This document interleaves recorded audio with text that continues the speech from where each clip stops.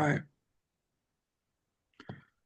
Okay, we are here for the Sacred Inclusion Network, and I am Ian Lewis. I am the Assistant Director of the network, and I'm here with the Director of the network, Angelo John Lewis, and we are going to have a conversation about storytelling. I'm going to ask him a few questions because on May 17th is our next exploration.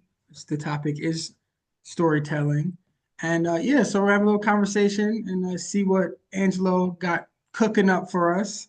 So let's get to it. How you feeling, my friend? Pretty good, we got it's a light rain today, but spring has come to the northeast, and I'm so glad, I can wear my little short sleeve shirt and little t-shirt, and watch the ladies in the summer clothes. It's all good, man. There you go. All right, so let's get right to it. Okay, so you have a history of like bridging stories and conscious community together. So how did you become interested in using storytelling as a tool for connection and community building? Well, it was kind of an accident, Ian. Um, in the 90s, I worked at Princeton University, and as you probably can imagine, it's a very intellectual place. People are very in their mind, for better or for worse. But as a middle manager person of color, management would always invite me to this. Now it's a bad thing. DEI meetings, anything about race, they would invite because I was the president of the Black Employees Association and a minor celebrity, in a campus full of major celebrities. Um, but in any event, and so I got really sick of these meetings because they were all just people just sharing their ideas about stuff. They were not action oriented, you know. And at the end of the day, I would like to do things. I would like to make a difference. Yes, I'm interested in your ideas, but let's do something. I was very frustrated by this. And I'll try to make a long story short, but what happened was that I talked to all my friends around campus, faculty members, um, maintenance worker friend of mine, people in human resources. I told them, look, I want to do something about this. I don't know what it's going to be, but I want to do something. And, I'd like your help. And what happened was that I decided to go to a conference in Loveland, Colorado that was sponsored by a group called the Renaissance Education Association. And there I met a couple of people that influenced me greatly, especially in regard to what we're talking about. One was a guy who was I think he was a physicist or something at Stanford. He had tenure, which means he's no, he's a serious man. You know what I mean? He's not like an adjunct that's just working there like for $50 an hour, whatever they pay adjuncts. But the reason I went to this thing in the first place was that I knew the story behind the Renaissance Education Association, which was they were started by a group called the no, called the oh, what are they called? They were called the well, let's just put maybe I'll remember. They were started by a spiritual group, an international spiritual group that had intentional communities all over the world at that time. And so I knew that, and their thing was that they wanted to start secular organizations and to seed spiritual values in secular organizations. So I knew kind of their backstory, you know. And both of the two individuals that I met that was the name of the group, the Emissaries of the Divine Light. I believe they still exist, but not as big as they were back in the day. So this guy at Stanford. What impressed me is that he even though he worked at Stanford and he was a physicist, he kept something going for years that was called the Integrity Circle. Now, I don't know what they did in the Integrity Circle, but I know that he would invite anybody from the president of Stanford to, janitors, whatever, could come to this thing. And the other person I met was a guy named Bill Isaacs, um, who I had known. Did I know him? I'm not sure, but anyway, he was also an emissary, and he took an interest in me for some reason. And even though he was teaching kind of very generic facilitation skills, how to run meetings, how to, things of that nature, he told me, Angelo, he took me aside. This is really what I'm into. And he gave me this article by a guy named David Bohm, who's a very, very, very famous physicist. And it's funny. I took this article and I kept it like kind of like a talisman or something, like a sacred object. Finally, after a couple of years, I threw the article away. I said, I'm not going to read this. But at the meantime, I started working I'd come back to Princeton. I was inspired by these two guys because I was inspired by them, So I called my friends across campus and, I didn't know what we were going to do, but I, invited them into a meeting and I invited them all to tell their stories. And it was like very, wow, it was like amazing experience. There was a guy who had a beard like you, except for he was he wasn't a person of color. But what I meant was that he grew up in the 60s and 70s and whatever, came of age during that time. That was his formative years. And now he had a daughter that was going to private school. And in the private school, it's like the brothers were acting up. Hmm. And he couldn't communicate, even though he had some maybe tangential, connection to the civil rights movement. How could you not if you were progressive during that time? He didn't have the vocabulary to talk with his daughter about this, so that's why he joined our little, it was called, at that time, it was called the diversity tables. And then there's a woman who was, uh, I'm making this a long story, a woman who was in human resources who was from India. And she was like kind of like number two or three in human resources. But as an academic, she couldn't really get acceptance among the academic community, not just a Princeton, but in general, probably having something to do with her gender. So she had some interest in being able to communicate. And there was another woman who simply worked with international students and wanted to communicate better.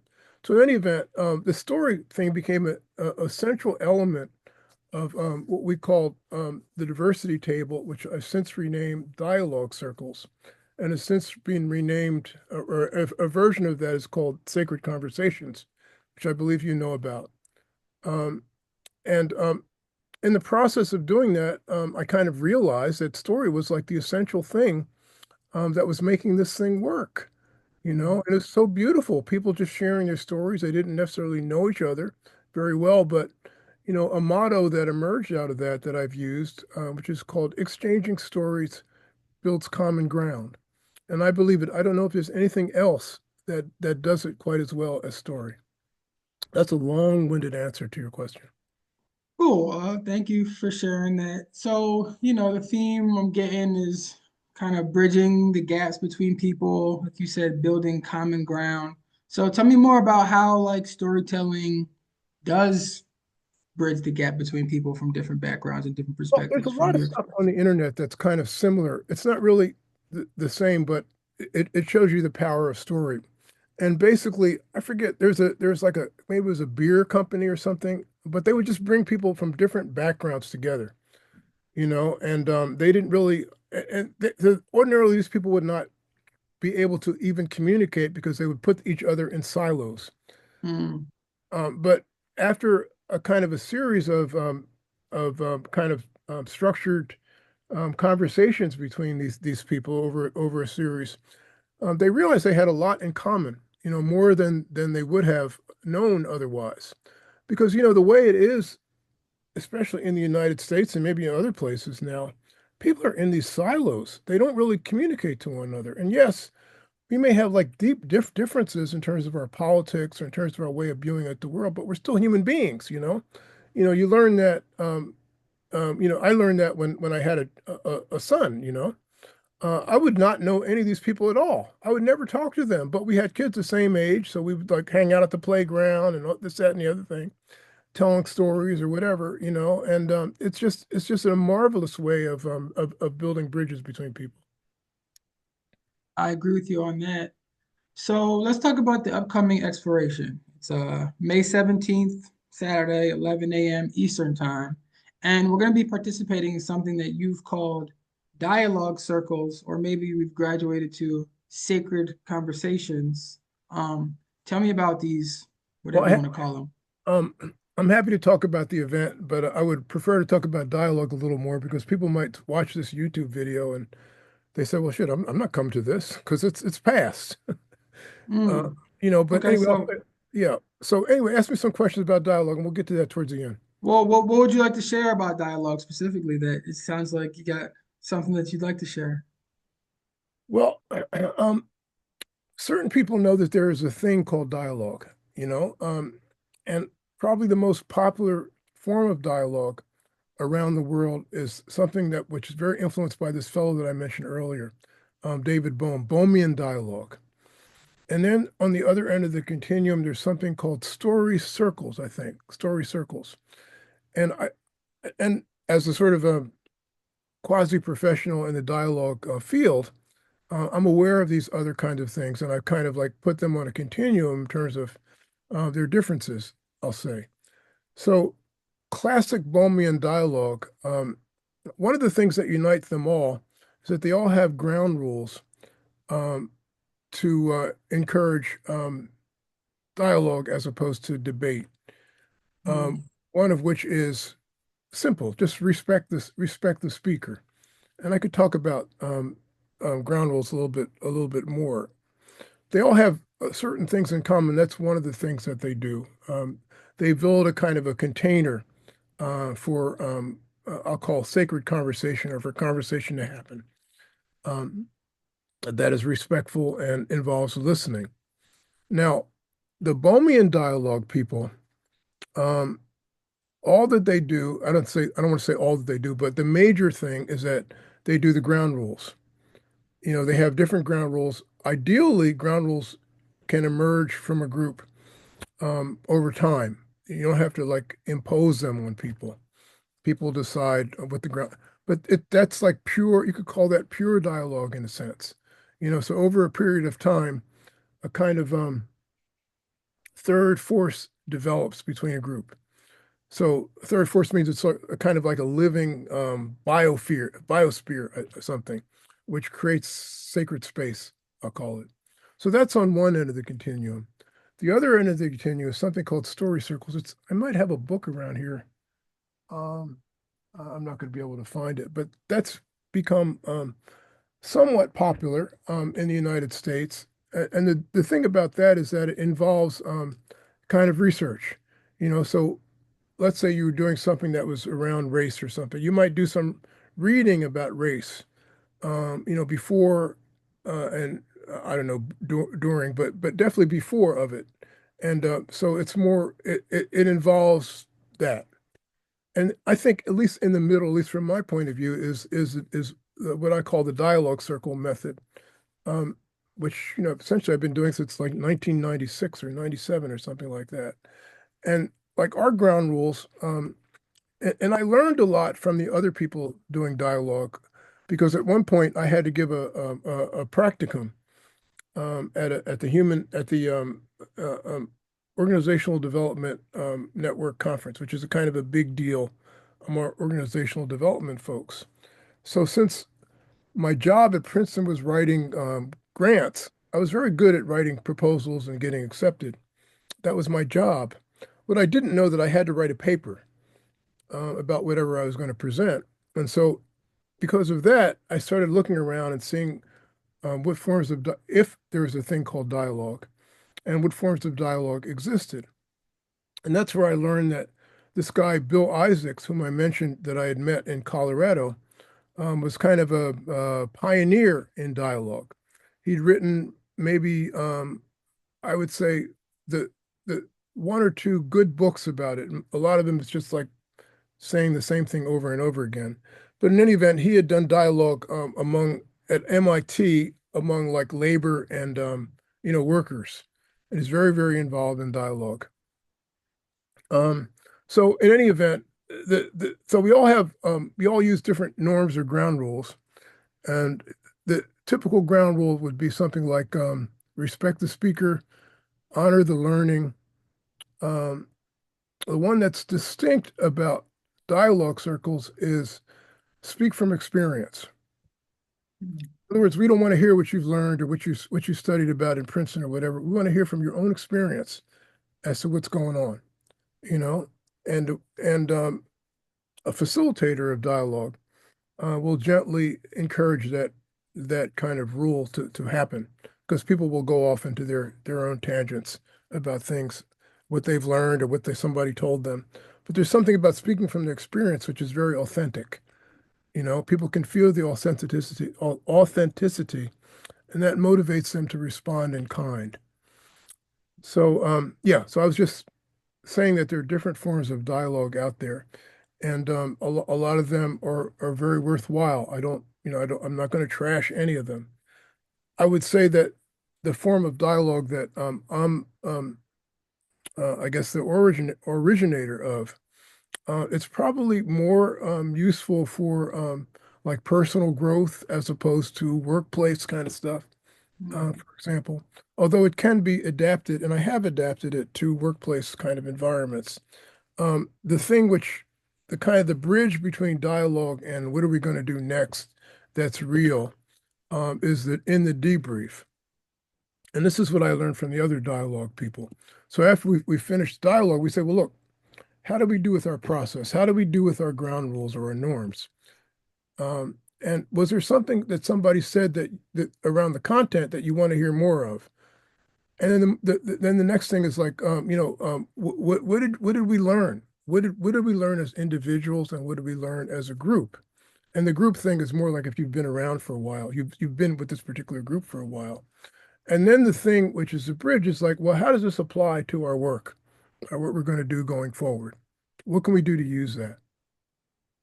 Yeah. So anyway, I'm just saying there's different forms of dialogue, and I'm kind of situating dialogue circles or sacred conversations in that.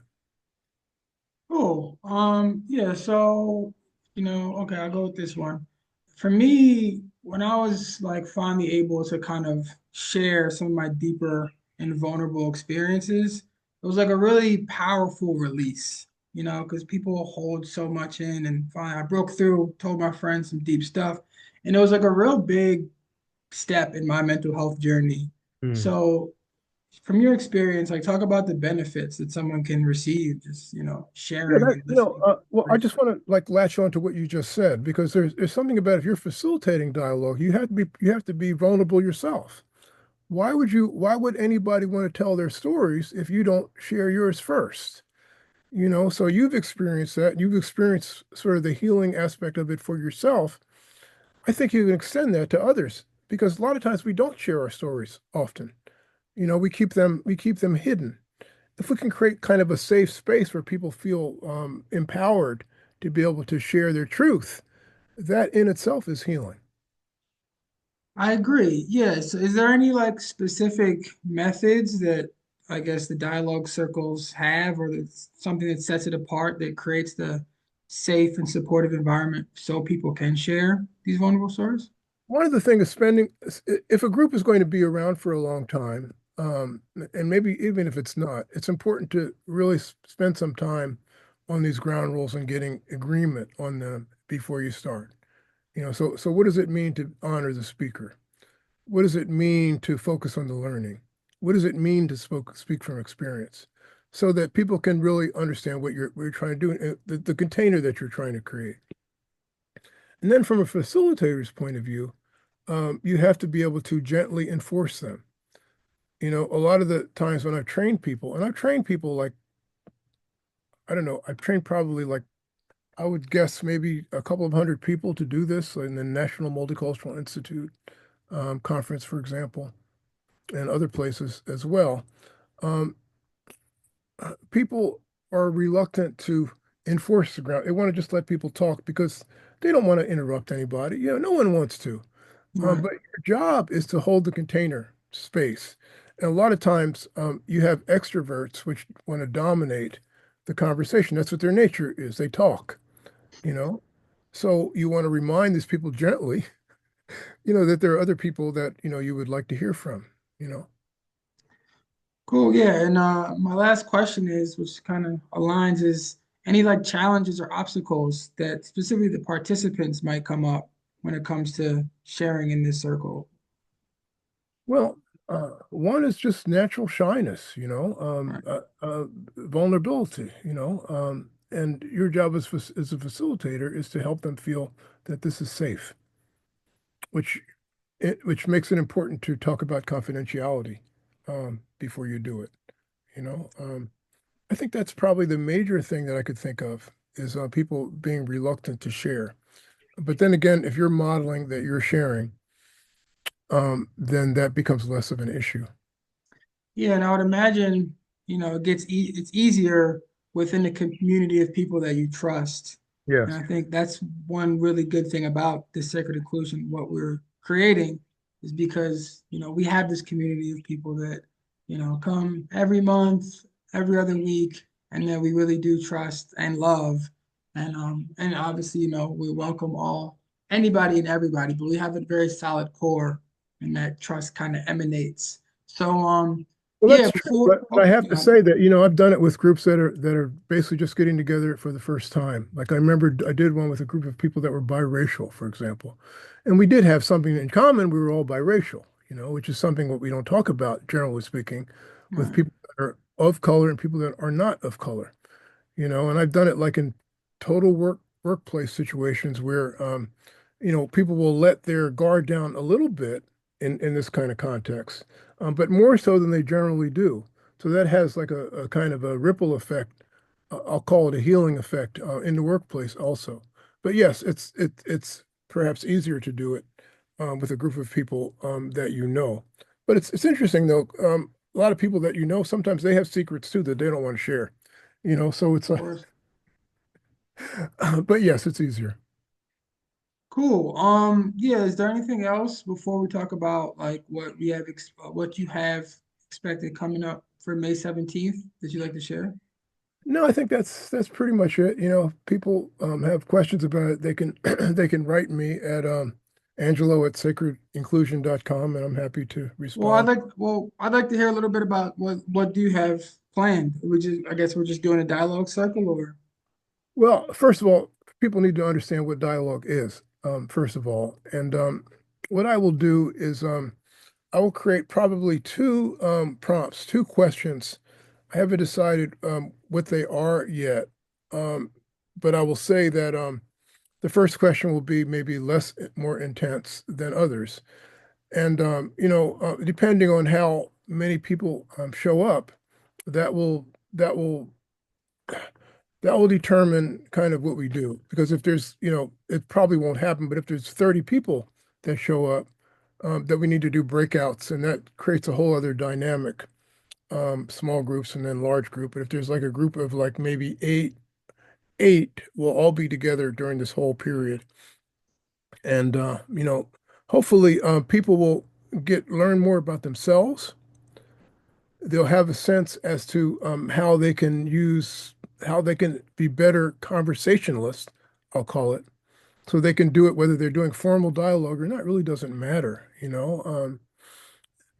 One of the things I'll say, since we're talking about topical or time specific stuff, is that during the month of May, in our private community, we're going to be the theme is going to be story. So that'll be present if you want to really sort of prime the pump for our meeting on the 17th, or even get deeper into it. Please join us. You can look for Sacred Inclusion, or just write me, and I'll give you the information, or yeah, and maybe I'll show put the notes. link in the YouTube description as well. Cool. Cool. Well, yeah, I enjoyed this conversation and You I'm heard a looking little bit forward. about my story anyway. Yeah, there you go. I love stories, I got stories. I love hearing stories. I feel like stories make the world go round. It So does. yeah, I'm definitely looking forward to May 17th, and we'll see who pops in, and 11 it's always a good a.m. time. Eastern Standard Time. Yes, yes, yes. And yeah, all the information you need will be in the description below, as we said. And yeah, appreciate you. That's that. Good brother. Yep. See y'all. Peace out. Peace.